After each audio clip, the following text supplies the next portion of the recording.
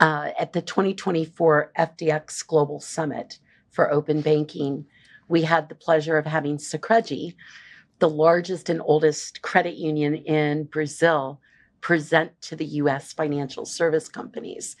And what they said was there was no mass exodus. They actually had increased deposits. They were able to expand their credit limits, all because of, and they took open banking further into open finance. Now, you know a lot about Sicredi and you also know the US market. What's your perspective? There's one thing, cash flow underwriting. Right? Everybody's talking about cash flow underwriting. Sicredi is the use case for cash flow underwriting. Sicredi is serving underserved members for cash flow underwriting at millions. So they are doing in Brazil what I see credit unions in the US can do easily: serve the underserved and increase immensely this sort of market. Credit union is all about community.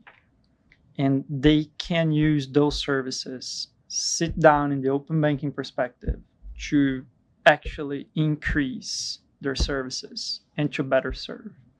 So Sicredi, based on open banking data, know their members like no one else. They know who is paying, who is not paying. They know for whom to provide better credit lines and when and where. So small businesses, farming communities, everything. So Sicredi is the ultimate use case of open banking for the US to take advantage of. So, and there is another paradox as well. In the open banking scenario, we are eliminating third parties and aggregation perspectives, right? In many sorts. If you realize, if a credit union realize that they can go through and talk to the big banks, talk to the other parts of the market, the smaller community banks, the big 4 or big 10, they can do that. And they can bring data in as well. The big banks can get your data out, yes, but the opposite is also right.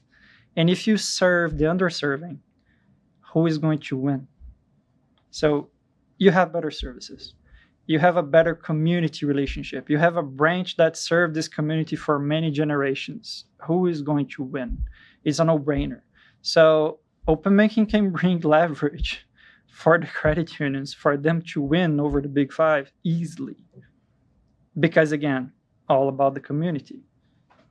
And we are eliminating frictions, eliminating third parties that taking this too costly. It's too expensive to go there. Oh, I need a third party to do that. I need a third party to do that. You don't.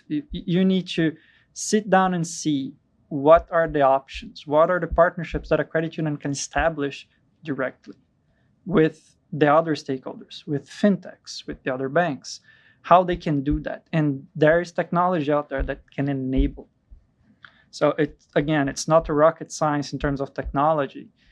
And credit unions can do. Sicredi, Unicred, both are customers that are serving those communities in Brazil like no one else.